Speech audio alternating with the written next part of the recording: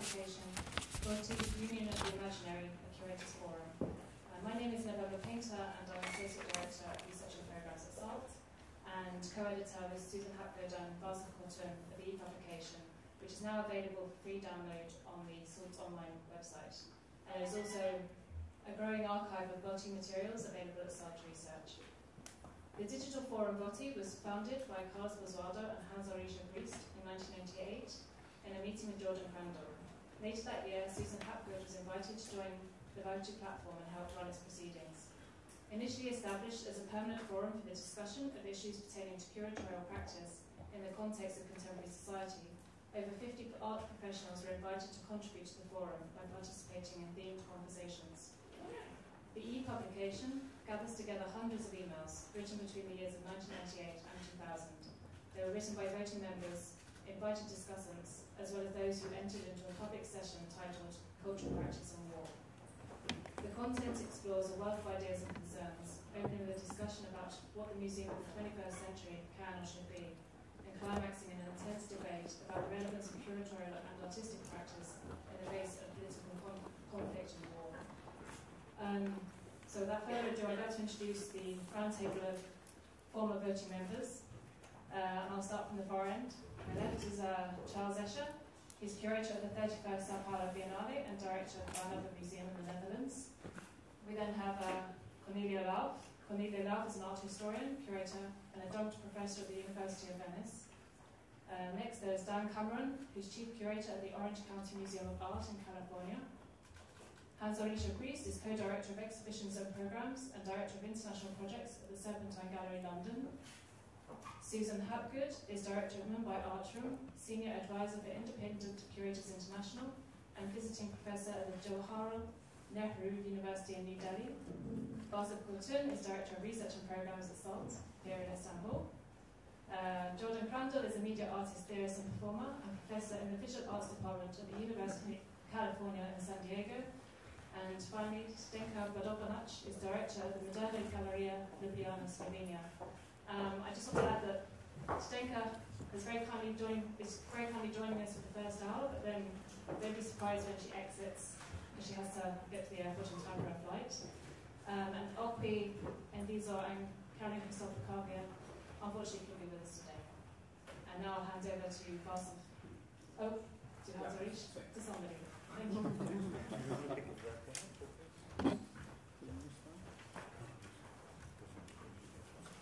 Yeah, November, thank you very much, and it's incredibly exciting to see you all here. And I was speaking to Carlos. I mean, we are very, very grateful, of course, to Susan, to Wasif, and November for the possibility that this archive is not only published, but has been saved. It was the brink of being lost somehow, because at a certain moment we didn't really know anymore where it was. It was kind of an agony.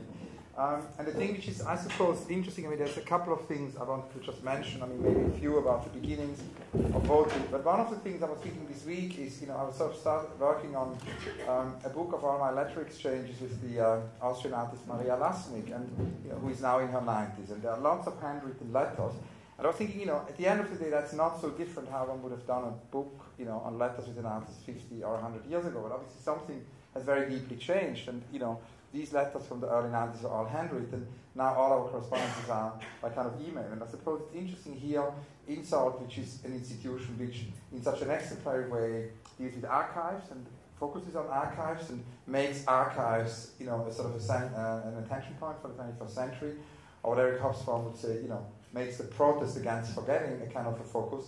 It's really interesting to think about such an email archive, because obviously all of that sort of VOTI archive, it's hardly anything is physical. It's interesting because the idea was that all the material would now stay in SALT, and that we're speaking this morning with Wasif, and Wasif said it's a sort of a small bundle of stuff. The physical thing, it's a few postcards, and I'm sure Susan will talk more about that later, but it's almost nothing, and most of it is really, is digital. Now, we all just had started to be on email when that whole experience began, and it was really somehow early days of us also finding out how one could use it. And I remember that somehow Carlos and I one evening were in New York. I don't know if that was really the beginning, but we think it somehow was. And we are working on a book, actually, at that time for fine. It was the first book of Cream. Several other curators of VOTI were also involved in that.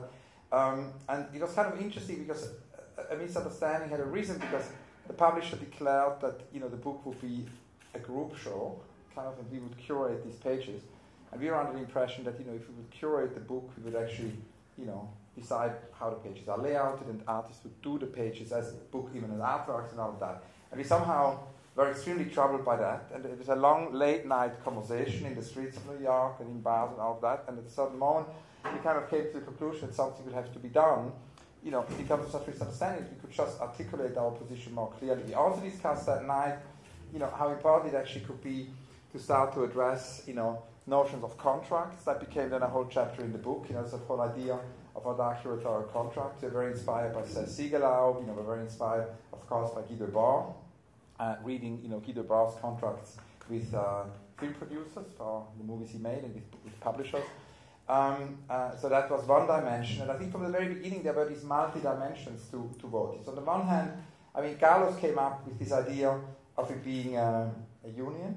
And that had a lot to do with a kind of almost Borgesian fiction. It was kind of like an institutional fiction. And we talked a lot about also Brotas and that sort of whole idea that one on a daily basis almost could invent institutions, invent this union as a kind of a fictitious union, which at the same time would be real. So that was one other aspect, I would say. The other thing was also the simple fact that we felt that it was important to find, and I think that's maybe one of the most urgent driving forces of VOTI, that it felt important that we would do things together. That idea that 1 + 1 can be 11, or 3 people can be 111, was somehow at the forefront. And we had realized that, because obviously curating, it wasn't that curating was invented by our generation. It also wasn't that curating was invented by Harald Seemann or, whatever. It had existed for many, many more decades before. But the focus started to be more and more on this profession, and at the same time there wasn't really a history written, and we felt in some kind of way collectively that it would be important not only to look into the future, but if you would actually want to look into the future, it would be important to kind of understand the past. And sort of for that reason there's a whole chapter you will see in the book which has to do, it's almost this Panofsky idea that if we want to invent the future, we very often invent the future with fragments from the past. So, curatorial history also as a kind of a toolbox, and starting to collectively write this history. I started to do these interviews at the time, which Jack Mankowski had commissioned for Art Forum with curatorial pioneers like Ponte Sultan or Walter Hobbs.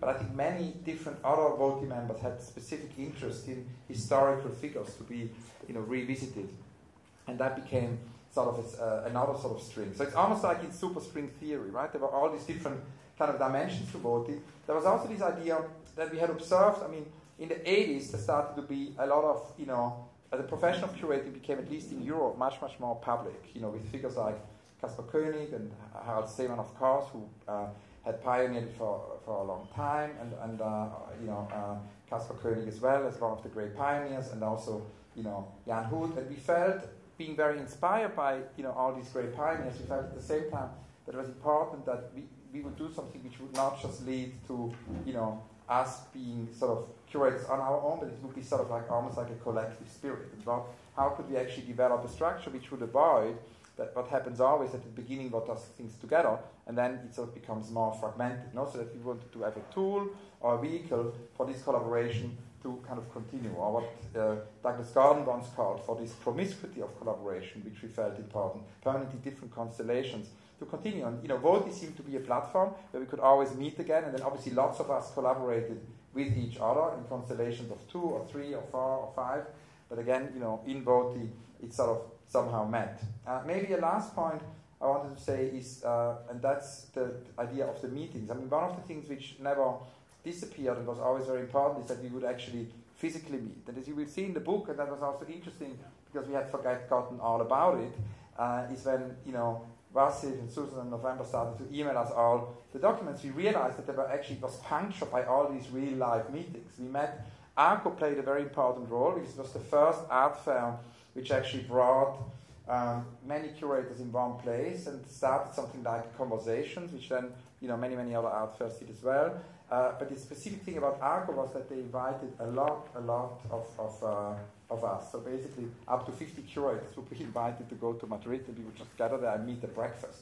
And that was sort of an incubation also of VOTI, but it was also one of these moments where we would then we had met online, but we would all get to know each other, more in real. And these gatherings continued. I mean, we had lots of plans also of unrealized conferences. I mean, VOTI is also, there's lots of unrealized aspects. We wanted to do a big congress that has never happened.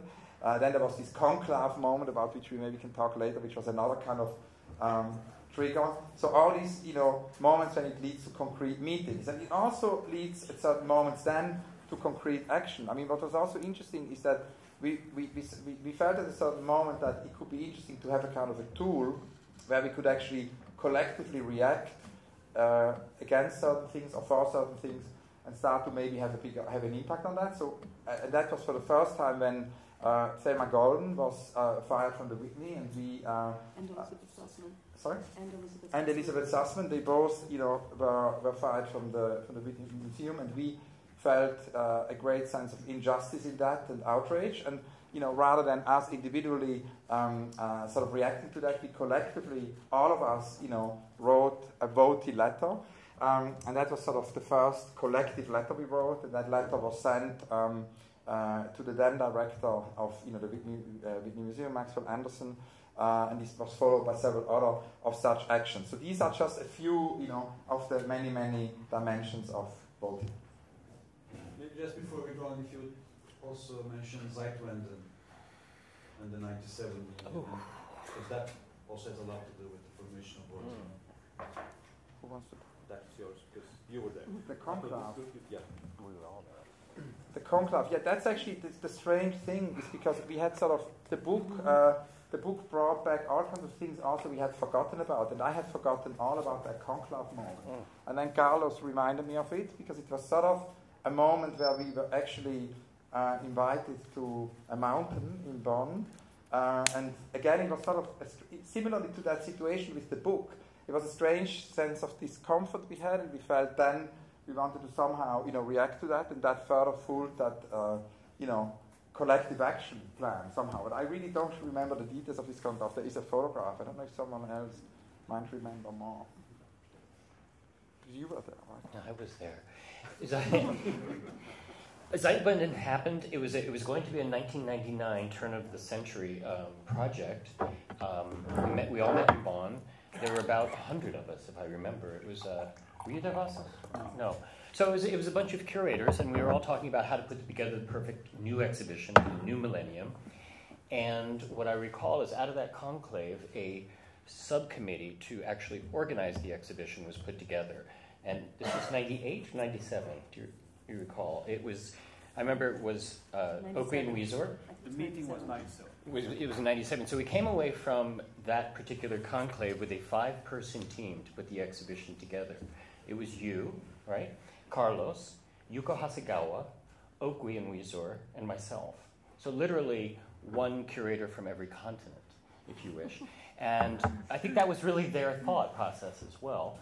And we worked together beautifully, and at a certain point, they let us know how much they appreciated our work, and in order to express their appreciation, they would take all decision power away from us. And they did, and we all got together as VOTI and told them that what their position was not only unreasonable, it was dishonest. And this collective action, well, it resulted in nothing. All of our protests fell on deaf ears, and yet at the same time, we felt somehow empowered by being able to take a collective action together.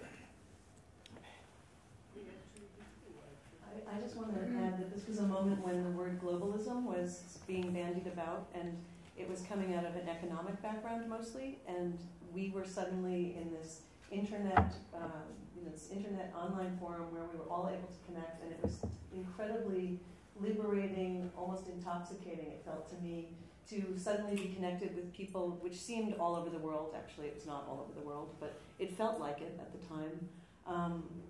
So I just wanted to add that. There's this globalization aspect that at the time felt like we were part of something very new, which I think still to this day continues, and we don't any longer think that it's anywhere near as simple as we felt like it was then. I don't know if anybody else agrees with that. You wanted to talk about peripheries and centers. There was definitely a sense that the center was maybe New York of VOTI, but it was dispersed as well. I mean, there were certainly centers, but perhaps, I mean, even before that, there was a built-in exclusionism into the VOTI project because the older generations could not use email. That's true. So really, that's what it was. Kind of the generation you looked at, were out, and they could not be in. So Kaspar Koenig, Zeman, etc., that generation was out, and also there was almost no mid-generation after that, anyhow. So there were all the younger generation people who were mostly outside institutions or on the peripheries of institutions.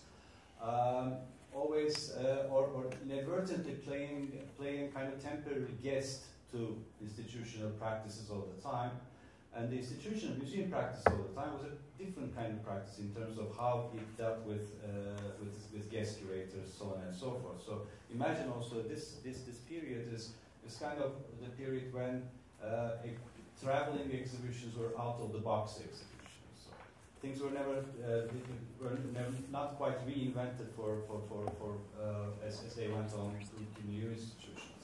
And I had just come back to Istanbul from New York, and that's kind of my personal obsession with VOTI is that wake up in the morning, turn on the email, and see if there's a message. Sometimes there was nothing for like a week. That was quite depressing. Sometimes that was too much.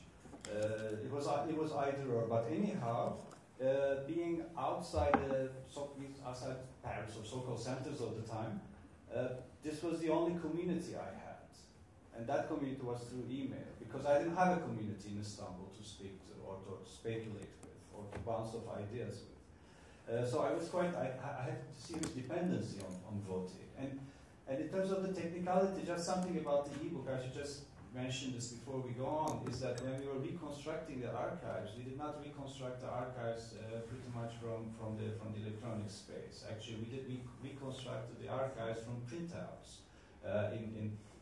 So we digitized printouts, we OCR'd the printouts, and then we reconstruct the whole thing. So in a way, although this whole thing is existing as an EPUB and a PDF document at the moment, its reconstruction was actually from the physical world.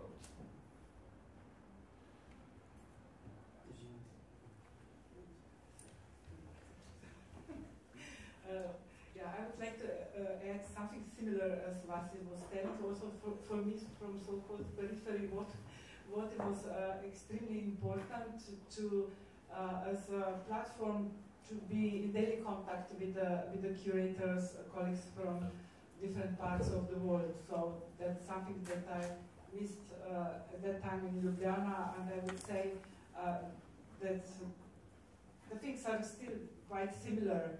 And when I read this morning the book, and I really want to thank November and Vasif to decided to put the effort in creating, saving the memory which we that were active in the VOTI network already forgotten. So it's something, when I read it, many themes, many issues are very relevant today. And not only the issues that we discussed, like the question of course, center and periphery, and the model of the museum that would adjust to both equally, then economic position of artist and curator, and art and war. So all these issues, the way how we discussed them, so the way is still very relevant. For example, I would maybe put on the first place the issue of art and war, and museum work and curators' work in relation to the situation that also we face today here in the vicinity. and also the situation in Istanbul.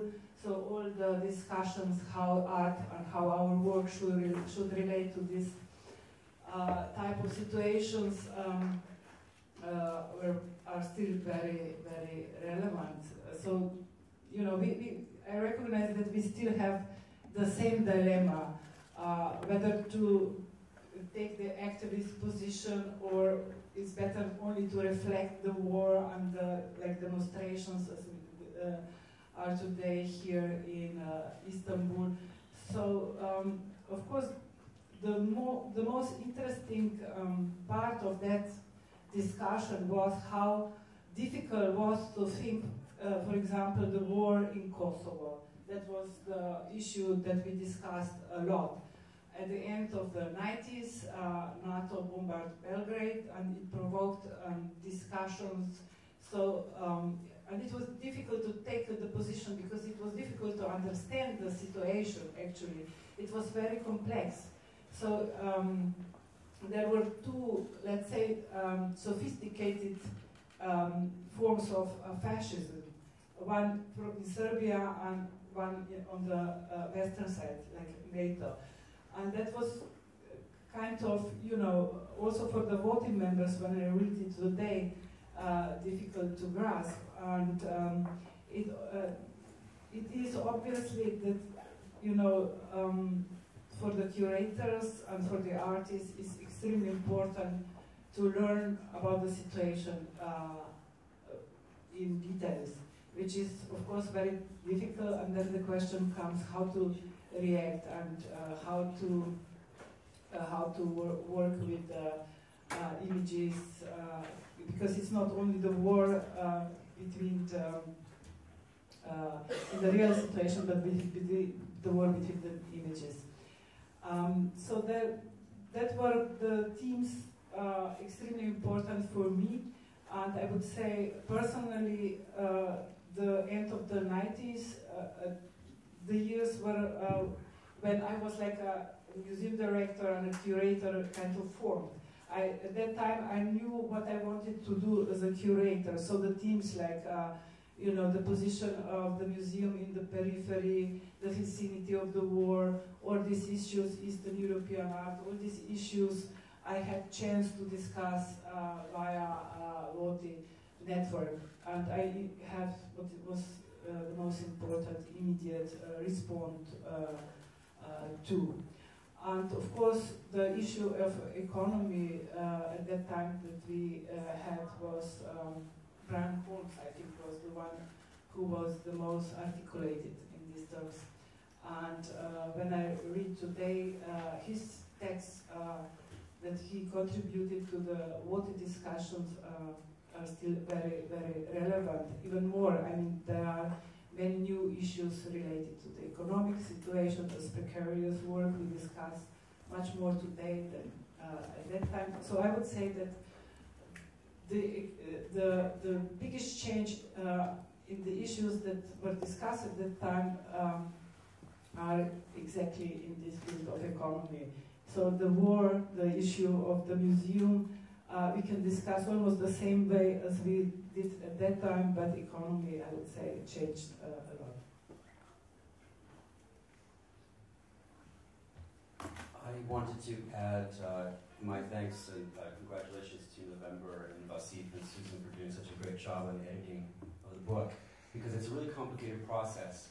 And I think we talked a little bit about the form, but just when you read it to know a little bit more, all of the conversations happen through email, and they all happened on a mailing list.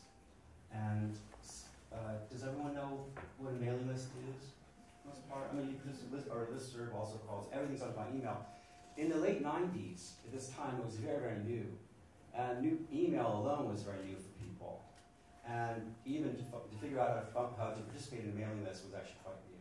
So it's kind of important to know the time, what was actually to understand the landscape, that sort of period which VOTI really formed. You know, that in these conversations, the kind of challenge is to think about how to bring them together and help to find subtle ways of making them rich and productive and interesting, and thinking about how to connect people in what form.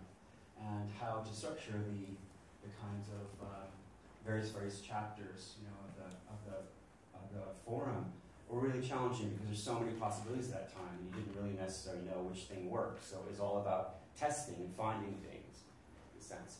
And the form of writing then too was, you didn't quite, it was before blogs, before social media, before people really understood that writing on the web was actually rather permanent.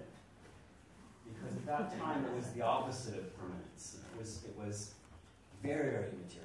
So you never even sensed that a lot of the things you were doing there that would really last. Now we're all too conscious of how what we write can come back to haunt us in that sense. So there are many discussions were actually done in a private mode so as to give freedom of expression, so that we would have people have freedom to test ideas without them having to be fully hashed out for the public. But the forms of writing are also they move between casual conversation and more formal address. Some are more performative, some are much more theoretical, some are more political, and I find that very interesting too. And that's also one of the things that's very difficult to deal with when editing the volume. And the editor's volume is what you face this time too. So I think before, it's really interesting to think about what the challenges that were faced at this time for curators, and what the landscape of today is like. But it's also, I kind of wanted to also make sure that we situate what it was like in that time, how people actually really participated online. Should we let the others pass it down? Oh, yeah. Do I turn it on? I think you just speak. Just speak into it? Okay. I wanted to underline what Susan just said about it being a originally New York-based movement, and maybe draw a historical arc a decade even earlier when a lot of us met each other. That's the 80s. That dates us terribly, I know, but that's when sort of the hotbed of a certain kind of intellectual life in New York was born, and really continues to this day in a sort of what I coined earlier, New York diaspora, which has its origins, obviously, in my opinion, in the art of the time. And this whole type of organization, I think, is thanks to the work of a body of artists who are involved in critiquing pictures, institutional critique. We've heard these terms. There were curators who were working very closely in sync with artists, making exhibitions in the 80s, mid-80s, that were questioning the very type of thing an exhibition is. Russell Ferguson was an editor who did this. Dan Cameron was a curator who did this. And then, of course, there were the many artists who, in their work, were questioning what criticism and curating were. I think of Hans Hake and Marcel Brotars as antecedents, obviously the conceptual artists. There were all the magazines, the art magazines, the ones by artists, as well as, of course, the theory magazines that were born then, such as October. Then there were the splinter groups, people that worked between artists and critics who worked between art and activism, like Grand Fury, Group Material. I mean, somehow this to me feels like an outgrowth of things like Group Material. Correct me if I'm wrong, team here. But I remember the Guerrilla Girls. I remember those types of meetings, the town halls that were populating downtown New York. Susan and I and Nancy Spector were working at the Guggenheim at the time, and Janet Jeek. No, not Jen. That's not so. And we were in a group of curators that worked just hand in glove with artists. So I would say that even though this seems like a curator's forum, it really is hand in glove with artists, from Adrian Piper to Baldessari, to all the artists that question what an exhibition is. So that's my opinion. You want to say something? Yeah, I suppose I feel a bit ambivalent about voting in a way when I was reading the text. I mean, partly, I remember that voting was the reason that I got an email address, which is, and I still feel ambivalent about having an email address. And also, I think, it's interesting we look at it now, because there were, of course, as Hans-Ulrich said, these sort of maverick figures, essentially, like Zeman or Koenig, but who were fairly solitary, in a sense, solo figures. And I think VOTI is maybe, at least in my sort of limited understanding, also an attempt to sort of professionalise this peripatetic.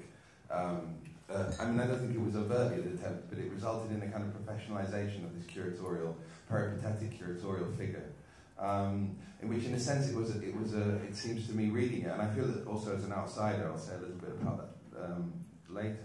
That it was about, in some senses, a way of normalising the practice of being this figure of the curator, and of creating. And I think it was probably very necessary. I'm not making any judgment about it, but it feels this was a moment where this idea of the curator, in the current form that we know it, was being constructed and formalised and professionalised. I think even the fact that it was a union is quite interesting, because calling it a union is also about recognising it as a fach, as a discipline in a sense, and as a skill. And I think also, obviously, it was about trying to exercise a certain power, trying to give agency to that figure, in an abstract sense and also in individual senses. So I think all those things were also at stake in this idea of coming together. And at the same time, there was the ambivalence in a way is that at the same time there was an incredible amount of information. At least for me, I was sitting in Scotland, which felt very peripheral at the time, and I remember also sort of being, on the one hand, in total awe of people that could talk so smoothly about Bolivia or Colombia or wherever, which felt very, very far away at the time. So suddenly the sense that a wider world was within reach, was within touching distance. At the same time, being completely terrified by the idea of contributing. I remember sort of a number of times thinking about wanting to contribute and just not doing it because I felt inadequate, essentially. And that, it felt like bringing up any issues that were of local concern felt so paltry in relationship to these things. And then particularly Brian's contributions and also the discussion about Kosovo. I remember the discussions about the Kosovo war being actually really informative. I mean, it was a source of information. There wasn't that much. It's maybe hard to believe that there wasn't enough information, and perhaps I wasn't looking in the right places, but it felt like there wasn't that kind of information about what was going on in Belgrade and in Pristina at the time.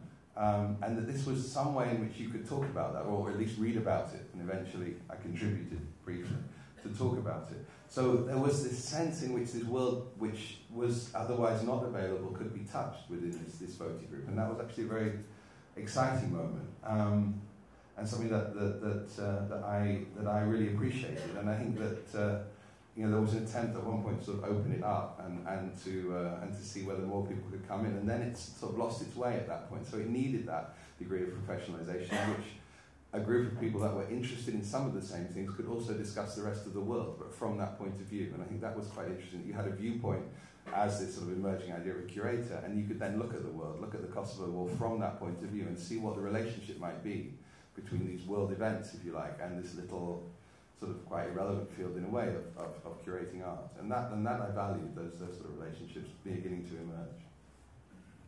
It's also interesting that, at the beginning, obviously, it sort of was very much, I suppose, sort of partially moderated sort of list, because we all, sort of gave topics and it was somehow organized, and then little by little sort of self-organization enters. And so, I mean, it's this moment which Carlos and I also discussed when we, looked at all the material again together, when Brian Holmes and Liam Gillick all of a sudden start this argument, which is very, very fascinating, about an exhibition. Liam and Philip Pareno and Liam Gillick had organized this exhibition in Grenoble. I think it was called The Trial of Pol Pot. And this very, very long conversation started between, Brian and Liam on that platform. So all of a sudden, it took off and it kind of became self-organized. And one thing maybe I forgot to mention before is, and also a little bit on behalf of Carlos, who isn't here, which I wanted to mention, is that when really the conversation started with Carlos, we sort of had two, I would say, inspirations for the whole thing. Because Carlos kept talking almost obsessively about Roberto Mangabeira Ungos. Whenever, we would meet, he would quote and show me books, and I started to read also. And that sort of whole idea of Roberto Mangabeira Ungos, Democracy Realized, and a sort of necessity to kind of find, again, an utopian angle through very concrete proposals, no? I mean, something one could maybe, call concrete utopia or something like that, which is in Mangabeira Ungos. That was definitely something which was very much influenced for the spirit of VOTI. And then whenever Carlos would sort of show books of Roberto Manga Ungas, I would always have Edouard Glissant books with me and the whole Edouard Glissant obsession.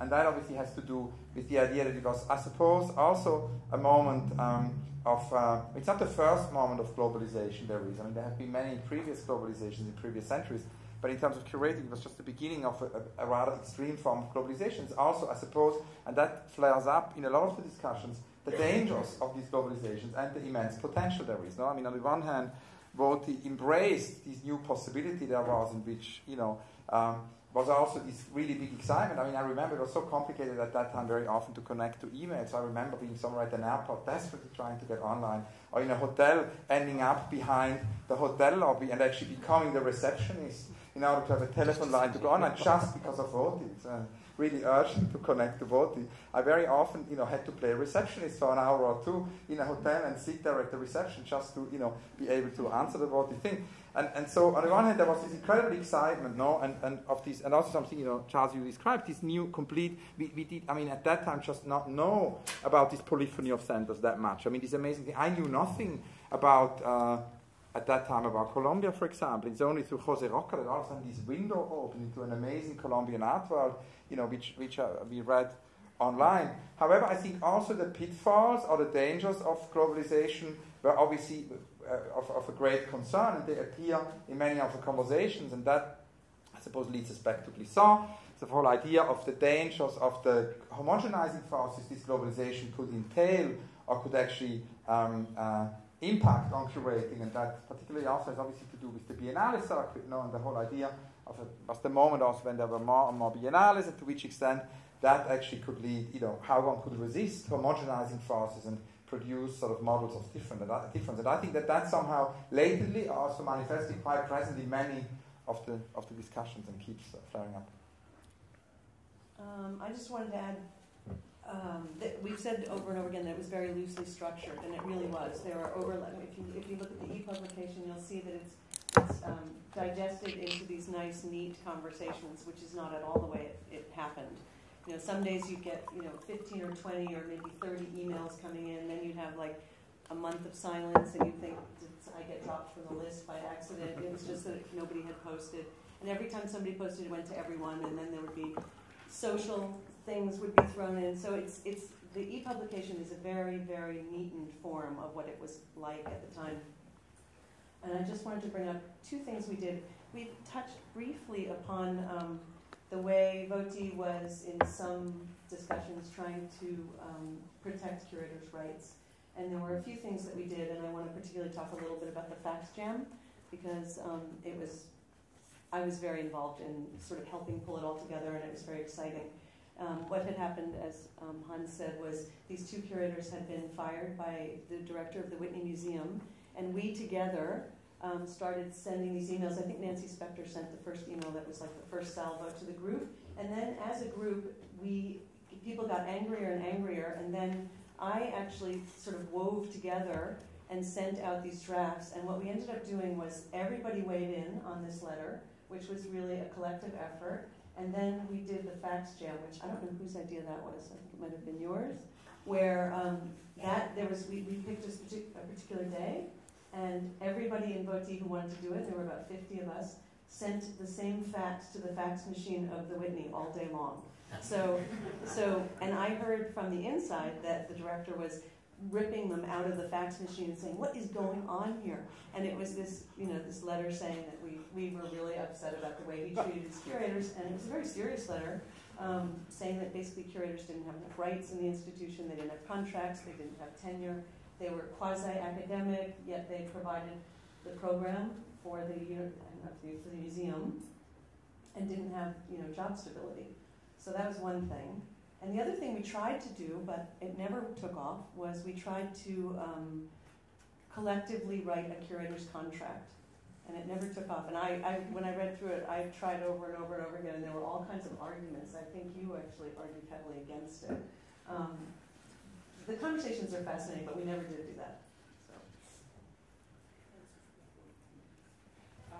It's interesting to think those kinds of platforms, so VOTI was, and I was later some other platforms, and there were like professional expert platforms, but it was always kind of dynamic between the professional questions, expert questions, and the questions that deal with political, social issues. And there was always somebody who tries to pull us back to the, for example, let's talk about art, let's talk about museums. I think that's something specific in the platforms as what it is, and it's also telling us what is our future. It's probably more and more in collaboration and more in the kind of interdisciplinarity and commitment. What was actually very much about the solidarity. So I was mentioning war in Kosovo, and I read Robert Fleck's contribution in one of the discussions when he mentioned that actually that was the first war when it was possible to communicate via emails in real time with the people from the other side. So if this is true, then it is true. So it's really then what is like the history of certain way of communication. Very important point in it. Yeah. So I would say bye bye now.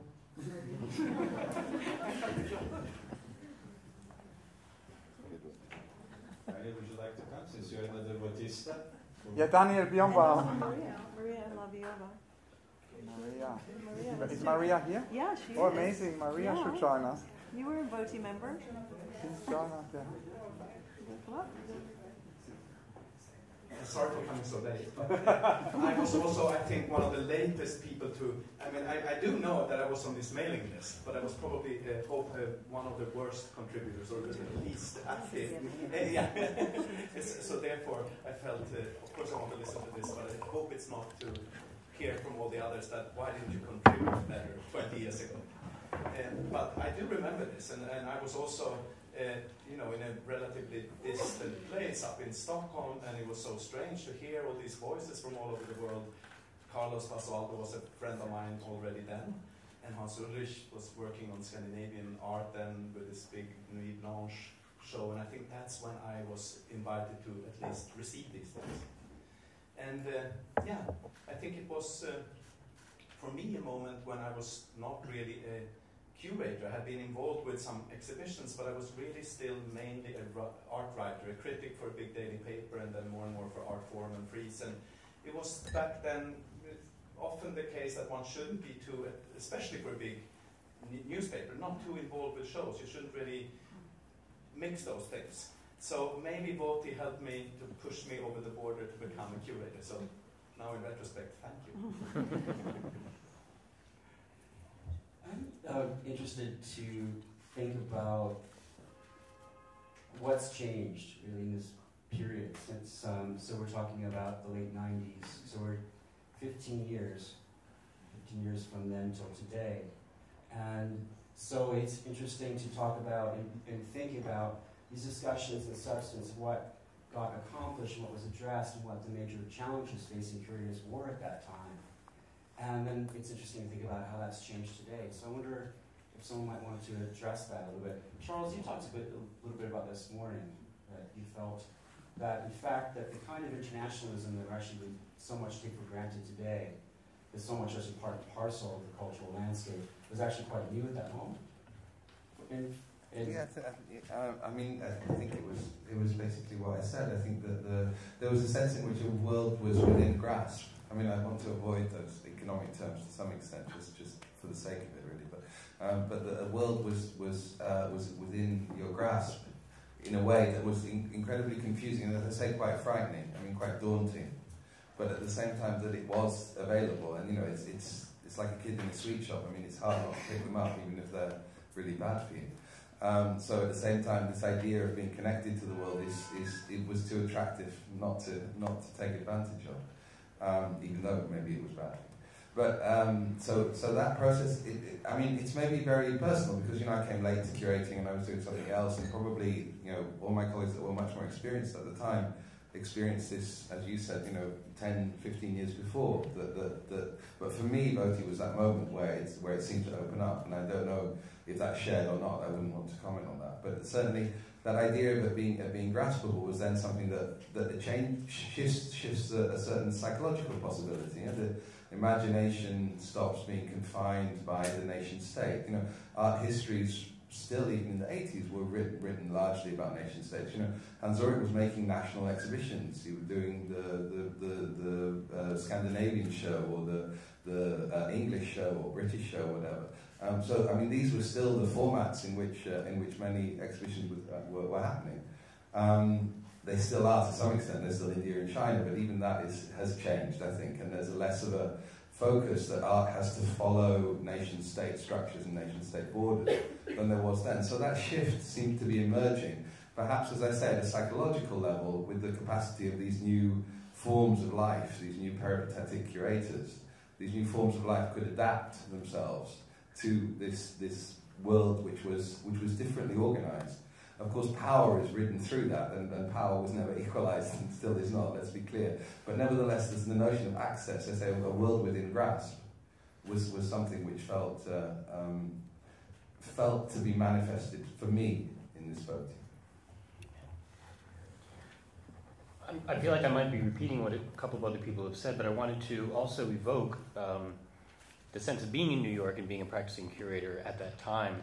I think I had been maybe organizing exhibitions for about 15 years or so. So in one sense, I was perhaps more experienced than many of the other curators in VOTI. At the same time, I think my feeling of the isolation of the curatorial profession was that much more acute for that reason, because it seemed to me at that point that, as a curator, you were very much an independent contractor. Even if you were working for a museum, you had no platform, you had no rights, you had nobody to turn to, no colleagues who would back you up. So you had a certain degree of intellectual exchange with your colleagues, which was an ongoing thing, but as everyone has said, it was on a one-to-one basis, or on those rare occasions when you would get 3 curators together at a table having lunch, it seemed quite extraordinary, as if you had half the curators in existence in one place at one time. And there's a degree of social Darwinism that went along with the curatorial profession, in that you had to make your way. You had to figure out how the system worked as you were developing your own ideas. So there was this kind of practical, this package of practical considerations that was just as weighty as all the theoretical constructions that you were trying to work your way through. And for me, it's absolutely crystal clear that at the time of, as VOTI happened, suddenly we had a collective voice. We had an identity that we could depend on, that was literally a union. And I think the collective actions that we engaged in were very much an expression of that. And to Jordan's point, I would have to say that there was a need at that time to do this, where many of us had our own personal or professional motivations for wanting to create a collective entity with our colleagues. And I think that today we don't have that need. I think we have different needs, and other needs have come up, and it might be constructive actually today to start addressing what kind of a future mechanism might be in place to address the needs that curators have today. And I think one of the things that everyone at the panel is very aware of, and probably most of the people in the audience, is that the number of curators who are active in the world has also increased exponentially, which means that we could not have a VOTI today because there would simply be too many people, too many voices, too much cacophony going on, and perhaps not enough people paying attention to what other people were saying. But at that time, we had all developed enough respect for each other and awareness of each other's individual positions that when Hans spoke or when Carlos spoke, everybody listened and everybody engaged each other. And I think what's kind of happened is that the curatorial profession has transformed somewhat over the last 10 years, and we're back into a situation of social Darwinism, where in fact it's back to being a kind of a everyone for themselves world. And we're now facing a situation where, well, do we like this world? Do we accept the premises of being in a dog-eat-dog society?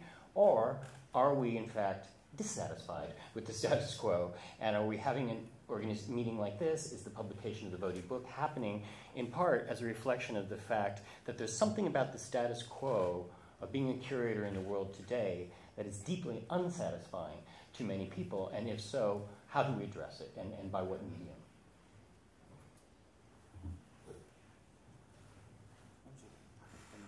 Not just to double up, Dan, it's just, already the profession was staunchly in place in a way. All the schools had been founded. Maybe there were, 92 or 93 was UK, Center for Curatorial Studies, Crandall'la before that.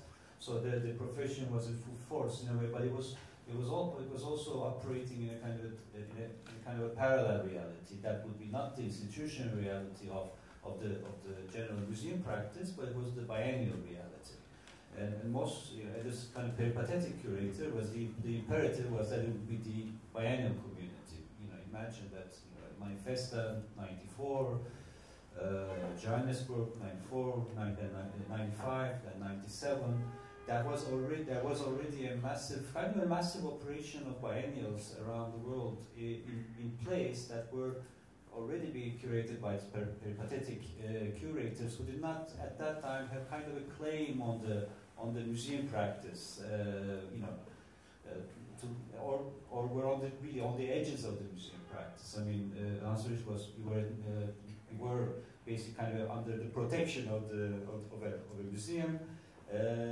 Then you were in a museum that had a completely different history of museological practice, so that was not within the general museological structure. And the part of the idea of the contract, I think curatorial contract, was that the traditionally abusive practice of museums, it was how to deal with that from then onwards. That was part of the idea. It wasn't so much of a kind of a unionization of the practice, but how to deal with the practice as a guest curator, how to deal with the museum as a guest curator, what were your limits, what were you allowed to do, how much should you be allowed, what was the kind of limits of authorship on the practice, and etc. It's maybe also interesting, there's a couple of things which came to mind. In terms of the contract, I wanted to come back to that question of the contract, because there was something, Charles mentioned this idea that it was somehow terrifying to post on VOTI. I had the same experience. I found it each time, very, it's almost like writing a text. One would reread it before posting. It wasn't a fast email thing, because it was somehow, very often one would wait and think before one would make the posting. However, what obviously changed that was this idea of then collectively writing. I think there were these beginnings of collective text, which you described with the letter, when Nancy encouraged us to write this letter, because that was really a letter none of us could have written, and it was kind of a situation where each of us added to that letter, or many of us added to that letter by the time when everybody had agreed, the letter was sent out. And I suppose that was also the idea, what we wanted to do with that unrealized contract. But I suppose the contract also didn't work because, also Siegelhaupt's and, the artist reserved rights transfer and sale agreement somehow remained an unrealized project. It was hardly ever applied, right? And so it somehow seemed to be very, very difficult to find a contract which would be applicable out of situations. But it's each time a different situation, in a different geography, but also in a different context, for a different exhibition. And it seemed sort of impossible to find that one contract which would address it. But it was still a very interesting experience because, the idea was that when Siegelhaupt and Trojanski did this, artist reserve rights transfer and sale agreement, they involved many, many people. They actually asked around. They went to many artists and they got the input. So pre-internet, pre-email, they already applied this, methodology. And then there was this other book we were inspired by, which I had lost, and which today for the first time we see again, because you found it, which is The Contracts of Guy Debord, which is an amazing little book, where Guy Debord published as a literary document all his kind of contracts. There was one more thing which came to mind. I'm slightly more optimistic than you then about that idea of collaboration now among curators, because I think, on the one hand, in our generation, I think it never really went away, that spirit. I've never curated a show on my own, never. I've always stayed in this principle. I've never went into the same idea of, the curator being this solo fighter who does a show on his own. All my shows have been in collaborations. What obviously changed is that it then went also into different generations. I think it's also important, and I think that's the thing which had also to do with the VOTI moment. We felt there was there wasn't a blockage of the 60s and 70s generation. We had amazing dialogues, and I remember, for example, in the Conclave, the amazing support, from Nick Serota, the amazing support also from Kaspar Koenig, So we had from their generation, visionary curators from the 60s, 70s generation, a lot of support. But there wasn't quite, I wouldn't say a blockage, but there wasn't really a lot of space given to us by the generation right before us. It was kind of like a weird, situation of where we felt there was a lack of space and all of that. And I think that's something we also discussed a lot at that time, that should change and that one actually should enable future generations of curators to emerge. And that was something had VOTI continued. I mean, it had a limited lifespan, like many things. They run organically their end. And we always believed also with Cedric Price when he said, if you found an institution, that institution should not last forever. I mean, Cedric wanted to do the Fun Palace for 10 years. And it's like an expiry date, like food has an expiry date, it has a limited lifespan. And with VOTI, it didn't have an expiry date a priori, but it just organically all of a sudden stopped. It was very strange, the end. We should maybe speak a little bit more about the end of VOTI, Yeah, we tried to resuscitate it basically. At ARCO, we all got together and it was this wonderful moment where many VOTI members met for the first time, and we had this 3-day symposium. We talked about a lot of great topics. I don't know if they're in the publication too.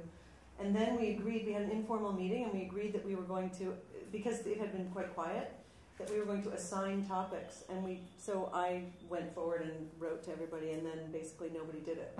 And so it was just this empty forum where nobody did what and then somebody would pipe up and would do what they were supposed to do, and then there would be a lull again. And there are some private emails between us where I said, okay, is it dead? Is it asleep? Like, what is it? And we just said, let's just let it sleep. And I don't remember what happened, but we did at one point go back thinking that since it was digital, it would be very easy to just, get it all off of a server. But at that point, it was already too late. The servers had been changed, and so beginning to get the stuff was a much bigger task than we initially thought. But it just went quiet. I think, actually, Karen Quoney, posted something like 5 months after it had been silent. And I think hers was the last post, but I don't know if you have it. No, there's another one that's later. I'd forgotten that ARCO was at the end. ARCO was towards the end. I think somehow we met each other and then it went... But it's also interesting, it's a moment when practically all of VOTI got together, and that was the moment that was so in person. I hadn't realized that it was... But it's really strange because forums have this strange organic life, and it's really hard to predict what will happen. So many factors, cultural factors, times change. Also, forums have moods, they have their own kinds of strange rhythms, and it's hard to really understand why things like that happen. And it's also interesting, I was kind of looking at the proofs of the VOTI book. Whilst I was in Paris the other day, when we looked at the final proofs of the books, I went to see the show in the Palais de Tokyo, which where Jean de Loisy has invited all these very young curators to do to guest curate shows. There are like temporary autonomous zones, many exhibitions in the Palais de Tokyo, and there again you have a lot of collaborative situations. Lots of teams, lots of curators decided to team up, make sort of new alliances. And I think. That was another kind of, so it's definitely something I think which, continues, and again I would in this sense be optimistic, that there is more, that collaborative spirit continues. But I think another book which was kind of interesting was that book of Stengers and Prigozhin. That was another kind of toolbox. When Stengers and Prigozhin wrote this book about new alliances, that was something Carlos and I kept quoting also.